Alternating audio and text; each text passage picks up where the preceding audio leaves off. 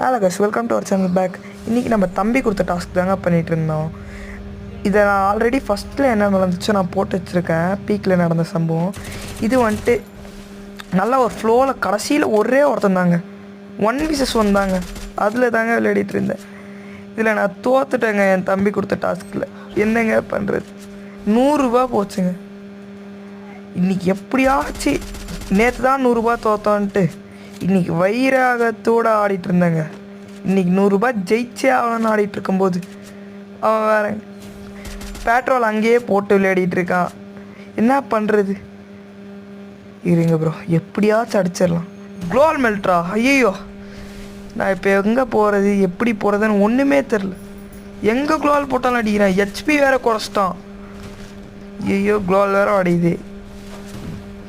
எங்கே குளோல் போட்டாலும் உடைக்கிறான் ப்ரோ. கடைசியில் அடிச்சிட்டா.